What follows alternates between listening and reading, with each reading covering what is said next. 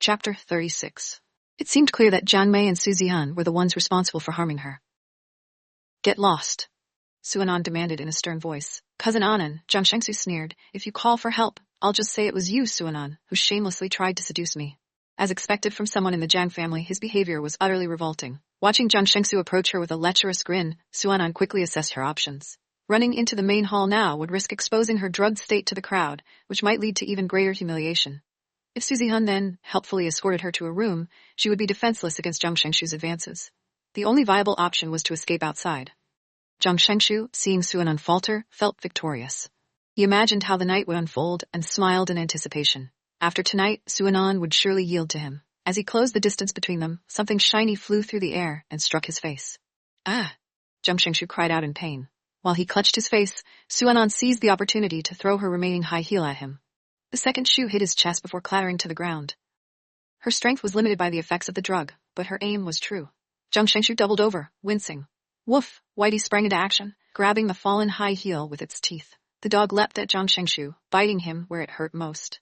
Jiang Shengshu howled in agony, clutching his crotch as he collapsed to the ground. Whitey trotted back to Su Anan, proudly carrying the high heel. Good job, Whitey, Su Anan praised, taking the shoe from the dog's mouth. Picking up the other shoe, she glanced at Jiang Shengshu, writhing on the ground, and sneered. Serves you right. She wasn't about to call for help. That would only play into Su Zihan's hands. Quickly slipping out through the back gate, Su Anan fled the garden, but the drug's effects intensified with every step. Her body burned with heat, and she tugged at her collar in an attempt to cool down. By the time she reached the gate, she was drenched in sweat, and her legs felt like jelly. All she could think of was getting back to the Gu mansion and taking a cold shower to alleviate the symptoms. Su Zihan, watching from afar, smirked as she saw Su Anan leave the garden. She assumed Jiang Shengshu had successfully lured Su Anan into his trap. Satisfied, she returned to the banquet, chatting happily with Mu Jinyu and showing him off to the other young ladies. Many admired Mu Jinyu for his handsome looks and entrepreneurial success, while others dismissed him for his poor character. Just as Su Zihan prepared to feign concern and check on Su Anan, a servant rushed into the hall, his face pale with panic. Sir, something terrible has happened, the servant cried, addressing Su Hua. Su Zihan's heart leapt with excitement. She assumed the commotion was caused by Jiang Shengsu's scheme against Su Anan. Jinyu, could it be that something happened to Anan? Su Zihan asked sweetly. I saw her leave by herself earlier. Before she could say more, Mu Jinyu hurried after Su Hua to investigate. Su Zihan's smile faltered, and she stomped her foot in frustration. How dare Su Anan draw Mu Jinyu's attention away? Fine, Su Zihan thought. Let him see her true colors. The guests noticed the disturbance, and whispers began spreading through the room. Su Zihan reveled in the growing attention, imagining everyone witnessing Su Anan's disgrace. Zihan, Jiang Mei called, noticing her daughter's smug expression. What did you do? Just wait and watch, Mom, Su Zihan replied. After tonight, Su Anan will lose everything. Jinyu will despise her, and Gu Mocheng will throw her out of the Gu family. Despite her daughter's confidence, Jiang Mei felt uneasy. She hurried to the garden with Su Zihan, where a crowd had already gathered. Jiang Shengshu's screams pierced the air. Help me, it hurts so much, he wailed. Pushing through the crowd, Jiang Mei reached Jiang Shengshu, who was lying on the ground clutching his crotch. Blood pooled beneath him, staining the grass. Call an ambulance, Jiang Mei shouted frantically. Su Zihan, expecting to see Su Anan humiliated, was instead confronted with the sight of her injured cousin. Her face paled. How had Su Anan escaped? What happened? Su Hua demanded, his voice filled with anger as he addressed the servants. Hosting a banquet only for such a disaster to occur was a huge embarrassment for the Su family. To make matters worse, Jiang Shengshu was the apple of old lady Jiang's eye. Panicking, Su Zihan quickly concocted a lie. I saw Anan with my cousin earlier. She must have accidentally hurt him. As the guests murmured in shock, Su Zihan turned to Suya, who was standing in the crowd. Suya saw it too, she added, dragging her cousin into her web of deceit. Chapter 37. Suya nodded at Su Hua. Su Anan. Right, Su Anan. Jiang Shengshu, who was writhing in pain on the ground, gritted his teeth as he spoke. He had been bitten by Su Anan's dog, so he definitely shouldn't let it go. He thought about how his own body had been bitten by a dog, and his howls grew louder, urging Su Hua to hurry up. As they spoke, Su Hua's expression darkened further. Where's Su Anan? Where did she go? He had lied, saying that Gu Mocheng would come. He had waited a long time, but there was no sign of Gu Mocheng, and she even killed him. He knew that Su Anan wasn't strong enough to summon Gu Mocheng, and she couldn't stand seeing the Su family. Mu Jinyu, who had been watching Jiang Shengshu on the ground, heard them mention that Su Anan had injured Jiang Shengshu. He had a bad premonition that something had happened to her. Jinyu, where are you going? Su Zihan turned around and looked at Mu Jinyu as she quickly walked toward the big door. Mu Jinyu ignored her, his anger building so much that even Su Zihan's gaze now seemed full of hatred. Damn it, it must be to find that bitch, Su Anan. The effects of the medicine were taking hold on Suanan. If she met Mu Jinyu, everything would be over. She would surely use this opportunity to steal him away. Thinking of this, Suzihan ran in Mu Jinyu's direction. Mu Jinyu remembered how Suanan had surprised him that night and left even faster. He and Suanan had been engaged for a long time, and since Suanan was younger, she wanted to marry him. But Mu Jinyu never cared about her. He had listened to his grandfather and come to the Su family to take Suanan for dinner. He had come and gone quickly. In his opinion, Suzihan was more gentle and considerate, and compared to the young and immature Suanan, Suzihan dressed far more beautifully. But recently, he realized that after putting on some makeup, Suanan was no less attractive than Suzihan. He rushed to the back gate and searched for Suanan. Under the light from the street lamps, he saw Suanan being carried by a man. From a distance, he saw the back of the man. Suanan was completely leaning on the man's body, and a surge of jealousy flared in Mu Jinyu's chest. He quickly ran over, but by the time he reached them, Suanan had already gotten into the man's car, which sped away from the Su family's villa. Mu Jinyu immediately pulled out his phone and called Suanan. He anxiously waited for her to pick up. Why did Anan follow that man? Didn't she know how dangerous it was to leave with a man at this hour? Who was that man? When the phone finally connected, Mu Jinyu didn't hear Suanan's voice and impatiently asked, Anan, where are you going? Why did you casually leave with a man? The other end of the line went silent, followed by a woman's painful groan. Mu Jinyu, who had shared countless intimate moments with Suzihan, instantly recognized what was happening by just the sound of the woman's voice. She was in the car with a man. Mu Jinyu's anger grew stronger upon hearing Suanan's seductive tone, and he snapped. Anan, do you even care about your reputation? Get out of the car. Suanan, who was dizzy from the drug, bumped into someone and, without strength, fell into the man's embrace. As she struggled free, the familiar scent of tobacco made her realize who it was. She looked up to see Gumo Cheng's handsome face, and a smile appeared on her lips. Hubby. Under the effects of the drug, her voice was soft and gentle, causing Gumo Cheng's heart to tremble. What's wrong? Gumo Cheng asked calmly. The moment he held her, Suanan felt like she was losing control. Thankfully, the man she had bumped into was Gumo Cheng, not some stranger. Her body burned with fever, and she felt guilty for the things she had done with another man. Gumo Cheng, however, was quite skilled in all aspects. As her thoughts turned to those sensations, Suanan felt like she was losing her mind. Her gaze became filled with affection as she stared at Gumo Cheng's lips. Gumo Cheng noticed her intense stare and quickly realized that she had been drugged. This was the Su family's villa, her home. Hubby, I'm not feeling well. Suanan reached out for him and pursed her lips. Her consciousness was fading. But there was one persistent thought in her mind, taking care of Gumo Cheng. Her hands began to wander, and she even touched his lips with her fingers. Gumo Cheng frowned. He immediately picked her up and carried her to the car. As soon as they got in, the temperature in the car soared. The assistant, who was about to exit, froze when he saw Gumo Cheng bring a woman inside. He couldn't believe what he was seeing. This was the first time he had ever seen Gumo Cheng in such an intimate situation, especially with a woman who seemed so eager to push him down. Hubby, I want you, Suanan whispered, her voice filled with desire. The assistant blinked, thinking he was hallucinating. He had worked for Gumo Cheng for years and had never seen him behave this way, nor had he ever witnessed such behavior from any woman who approached him. Even those who tried to seduce Gumo Cheng usually acted modestly, pretending to be refined. Drive, Gumo Cheng said in a hoarse voice. The assistant, still in shock, obeyed but couldn't stop glancing at the two in the back seat. They were so engrossed in each other that it seemed they couldn't bear to return home. Suanan, feeling worse by the second, started to pull at her collar. Her eyes were filled with desire as she looked at Gumo Cheng, wanting him more than ever.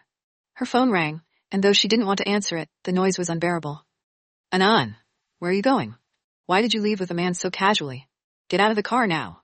The voice on the other end of the phone sounded familiar. Hearing the man scold her only made Suanan angrier. She snapped, What does it have to do with you? She threw her phone aside. Hubby, I'm not feeling well. She licked her lips, speaking softly to Gumo Cheng. The sultry voice reached the phone, which had not yet been hung up, filling Gumo Cheng with suppressed anger. Unable to hold it in any longer, Gumo Cheng spoke hoarsely to the assistant, Take the car to a secluded spot. The assistant, still surprised, noticed the burning intensity in Gumo Cheng's eyes through the rearview mirror. Sir, should I help you get a room? The assistant quickly offered, eager to ease the situation. Stop the car, Gumo Cheng ordered coldly.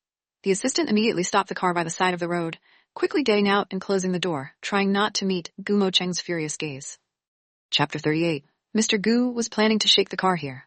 Although their car was parked a little off to the side, the atmosphere inside was too overwhelming. After the assistant left, Gumo Cheng and Suanan were the only ones left in the car. Suanan's hands were still moving aimlessly when Gumo Cheng rolled over and pinned her down. Yes, Suanan murmured, feeling an indescribable sense of comfort. After softly calling out, she felt that being suppressed wasn't enough. She wanted more. She was like a little kitten clinging to Gumo Cheng, licking his chest and face with her lips. Being in the car at this moment was incredibly affecting. Gumo Cheng was sweating with anxiety. He had never realized how difficult it would be to remove his belt. But Suanan was so eager, constantly shifting her body, begging with her mouth. Her movements, combined with the sounds, were too much for him to handle. He had been with Suanan 3 times before, and even her first time had been with him. But now, her body seemed to be filled with an insatiable temptation. He wanted to lose himself in her, yet at this critical juncture, his phone rang. He grabbed the phone he had left in the back seat, right beside him. Speak. Gumo Cheng snapped, irritated by the interruption. Xiaoyan, on the other end of the line, could immediately tell something was wrong. You returned to Peace City? Yes, Gumo Cheng replied coldly. Xiaoyan, what else is there to discuss? Gumo Cheng was clearly frustrated, his tone desperate and aggressive. Xiaoyan, curious about Gumo Cheng's unusual urgency, could sense something more was happening. Then, he heard a woman's voice. Gumo Cheng. The voice was enticing. Xiaoyan was certain the woman was a temptation. But more importantly, what was Gumo Cheng doing? Suanan, meanwhile, was so overwhelmed by the heat in her body that she snatched the phone out of Gumo Cheng's hand. She heard Xiaoyan laughing on the other end. Hey Gumo Cheng, are you alright? Take it easy. Shut up, Suanan roared. He's better than you. After that, she threw the phone into the driver's seat and let it keep ringing. Don't answer the phone. No. Suanan climbed onto Gumo Cheng's lap, clearly displeased. I just hung up and you're not allowed to answer it. Under the influence of the drug, Suanan had lost all pretenses of being cute or obedient. All she cared about was her need for Gumo Cheng. Without hesitation, she pushed him down. Suanan was enjoying being in control. She immediately took the initiative. Good girl, Gumo Cheng said, his face showing a small smile. Obediently let me do this to you. Each time he had let her take the lead. But now, he needed to behave and let her have her way. Gumo Cheng was taken aback as he saw the smile in her eyes. By the time he realized what had happened, her hands had already undone his belt. As the light outside filtered in, Gumo Cheng saw that Suanan was covered in sweat, from her forehead to the tip of her nose. Her reckless and seductive beauty made his throat tighten. This was the first time he felt his little wife was too alluring. So much so that it almost took his life. Meanwhile, Xiaoyan was excited beyond measure, holding his phone as he listened in on Gumo Cheng's end. He couldn't believe what he was hearing. Gumo Cheng was actually there with a woman, and the woman's voice sounded powerful and alluring. Xiaoyan laughed to himself. Gumo Cheng had truly found a new little wife. No, wasn't Gumo Cheng's wife supposed to be obedient and docile? Gumo Cheng was just too impressive. But Xiaoyan couldn't help but wonder. Had Gumo Cheng been deprived for so long? Was everything going all right? Back at Su family, Mu Jinyu's anger was evident. His fist clenched with fury as he smashed his phone against the ground. Suanan, he roared, feeling utterly betrayed. How could she treat him like this? Suzian, standing behind him, had witnessed the scene. She had seen Suanan being helped into a car by a man, and she quickly took a picture of them. Suanan had been drugged, so she must have found some random man on the street to have fun with. The car wasn't bad, but she didn't know who the man was. If Gumo Cheng saw the photo, would he be crushed? Suzian smiled as she heard Mu Jinyu yell out Suanan's name. The moans from the phone only made her feel even more satisfied. A slut was still a slut, even as she rocked the car with a stranger. When Mu Jinyu angrily smashed his phone, Suzian quickly hid her glee and walked over to his side. Jinyu, she called out softly. Mu Jinyu turned his cold gaze toward Suzian, his mind filled with images of Suanan's groans, and he had no desire to engage in conversation with her. Why did Anan leave with a strange man? Suzian feigned concern. This is so dangerous. I'll call her back. Before she could dial, Mu Jinyu snapped. Don't. She doesn't even know who that man is, yet she left with him. Daddy must be worried about her. Suzian continued, still pretending to be concerned. But that man's car is nice. Was it the same person Anan was looking for before? She asked. It's not possible. Today, father asked her to bring him home, but he didn't come. She won't just find someone else for money, Mu Jinyu replied, his disgust growing. I heard the man she was after isn't even good enough, Suzian whispered. Could it be that she's looking for someone else because of this? Suzian's words stabbed deep into Mu Jinyu's heart. He had never felt so disgusted before. Stop talking about her. Mu Jinyu shouted angrily, unable to bear it any longer. He turned and stormed off toward the parking lot. Suzian watched Mu Jinyu leave in a fit of rage, then pulled out her phone to view the picture she had taken. Though the street wasn't well lit, Suanan's dazzling dress made it clear it was her. Chapter 39. Suanan got into the car with a man. From the looks of it, the man appeared quite handsome and definitely wasn't the supposedly ugly Gumo Cheng. Although Zhang Shengshu had failed to carry out his plans with Suanan that night, seeing her with a strange man brought Suzihan a twisted sense of satisfaction. In her mind, Suanan would now be despised by old Master Mu and abandoned by Gumo Cheng. When the sunlight filtered through the curtains, Gumo Cheng stirred awake. The warmth of the light made him reluctant to open his eyes. Shielding his face, he glanced at the watch on his bedside table. 9 a.m. He hadn't slept this late in years, and the quality of his rest surprised him. For the first time in a long while, he had slept soundly through the night. Turning his head, he noticed Suanan beside him, fast asleep. He frowned slightly when he saw the corner of her mouth damp with drool. Still drooling in your sleep, he murmured. Despite the habit, he couldn't help but smile. Gumo Cheng reached for a tissue and gently wiped her face. His gaze shifted downward, falling on the faint marks adorning her collarbone. A wave of guilt and astonishment washed over him. Last night, he had completely lost control. He hadn't felt this way in years. No, perhaps never. Even Suanan's first time with him hadn't been as wild. He dressed and headed downstairs, where Uncle Chen greeted him with a knowing smile. Sir, it's rare for you to sleep in, Uncle Chen remarked. Gumo Cheng nodded, his face betraying no emotion. She's tired. Don't wake her. Of course, Uncle Chen replied. Will you be dining at home or the company today? At home, Gumo Cheng said. I have other arrangements and won't be going to the office. Uncle Chen's eyebrows lifted slightly. Gumo Cheng, a known workaholic, rarely skipped work. The arrival of Mrs. Gu had clearly brought changes to his routine. Sir, you look well today, Uncle Chen noted. After a pause, he added cautiously, it's good to move forward and let bygones be bygones. Gumo Cheng's eyes darkened momentarily, but he didn't respond. Uncle Chen wisely dropped the subject, not wanting to reopen old wounds. When Suanan finally woke up, memories of the previous night flooded her mind. Her face burned with embarrassment as she pulled the blanket over her head. She had completely lost control, succumbing to the effects of the drug and throwing herself at Gumo Cheng in desperation. In the confined space of the car, she had, attacked him. And then they had moved from the car to the bedroom, rolling from the carpet to the bed. The details were hazy, but she recalled vividly the moments when she had teased him, even mockingly asking, Old man, are you okay? Covering her face, she groaned. How am I ever going to face him again? Her only solace was blaming the drug. It wasn't her fault, after all. Normally, she was composed and obedient, right? After washing up and changing, Suanan descended the stairs. The aroma of breakfast wafted through the air, making her stomach growl. Uncle Chen looked up and greeted her warmly. Madam, breakfast is ready. Suanan's eyes sparkled as she hurried to the dining room, only to freeze at the doorway. Gumo Cheng was already seated, reading the news on his phone.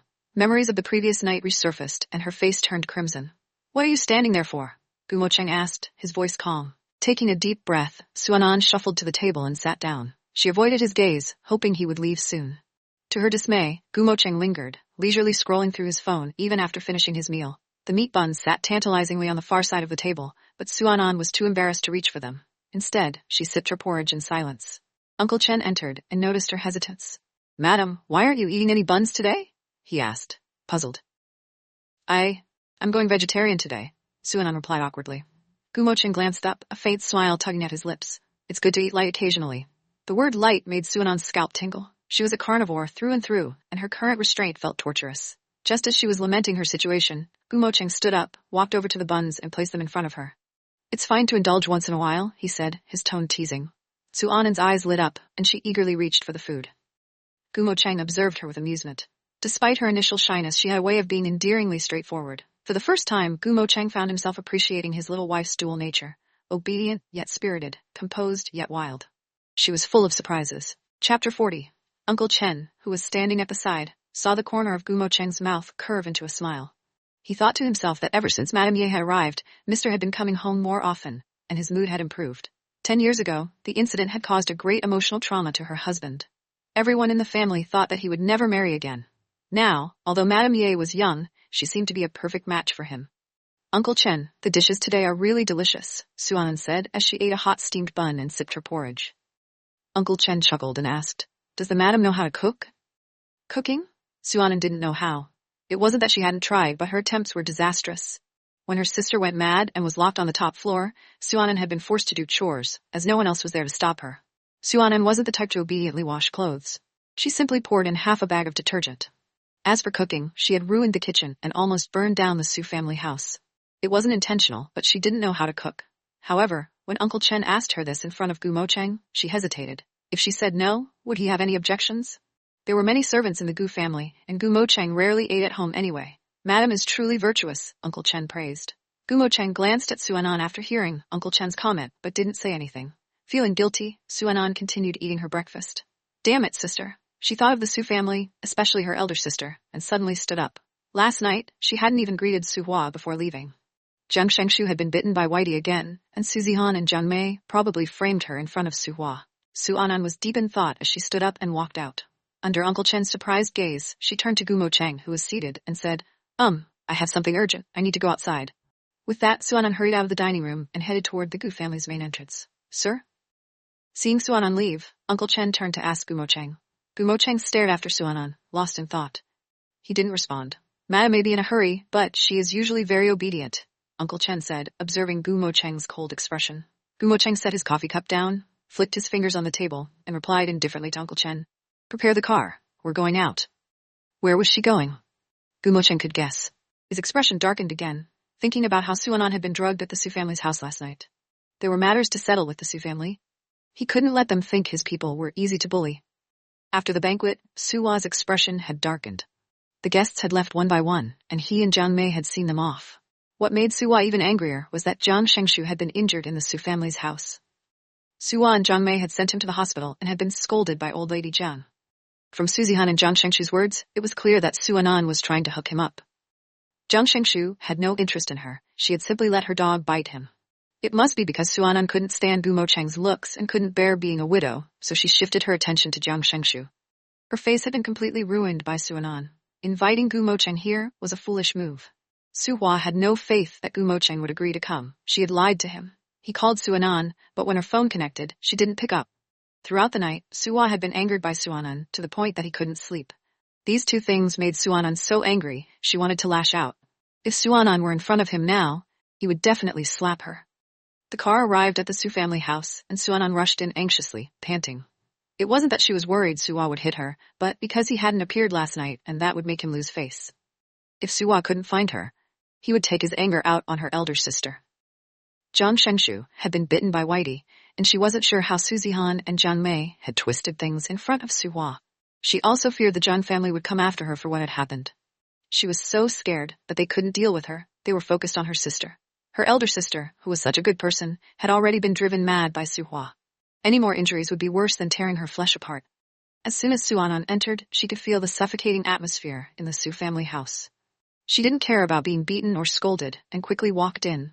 Because of the events last night, Suhua hadn't slept a wink. He was also angry about Jiang Shengshu, the young master of the Jiang family. As he sat on the sofa with Jiang Mei, neither of them spoke. Suanan's arrival made Suhua's fury boil over. Suanan, where did you go last night? Suhua shouted angrily. Suanan looked at the enraged Suhua, then glanced upstairs. She lowered her head and said apologetically, Father, I'm sorry. Suhua was unsatisfied with Suanan's explanation. He glared at her coldly. What happened? To him it sounded like Suanan was lying. Suanan didn't want Gumo Cheng to come to the Su family, so it was better to not bring him up. Suanan bit her lip and then raised her head to look at Jiang Mei. She had been drugged and almost ended up in Jiang Shengshu's hands. It was possible that Jiang Mei had already told Suhua that Suanan had stolen Jiang Shengshu from her. In Suhua's eyes, everything Suanan said was a lie. Jiang Mei realized that Suanan was looking at her. Only after Jiang Shengshu had taken the medicine did she realize what had happened. It was also because she had warned Jiang Shengshu and Su Zihan to never mention the drugging that she firmly believed Suanan had stolen Jiang Shengshu and let her dog bite people randomly. Kneel, Suhua bellowed. He thought Suanan was defying him, unwilling to kneel. But before he could go over and beat her, Suanan kneeled on the ground herself. Kneeling, she had no choice. She knew she would suffer today. Just like how she had no choice but to marry Gumo Cheng in place of Su Zihan. Suhua had a piece of leverage over her, her eldest daughter. You. Suhua stared at her, furious that she kneeled so quickly. Despite that, Suanan felt a surge of anger. No matter what, she was wrong in Suhua's eyes. How could I have such a shameless daughter? Suhua yelled angrily. You actually tried to steal young Master Billionaire from us. You won't get him, no matter what. Let your dog bite him, he added. Bite? The whitey had merely bitten a beast? Suanan sneered inwardly. It was just as she had suspected. When Jiang Shengshu had drugged her, she had been accused of taking him away. Without even looking at Jiang Shengshu's face, it was clear he was suffering from a kidney problem. Was it really necessary for her to leave the handsome and powerful Gumo Cheng and run off to seduce the unattractive Jiang Shengshu?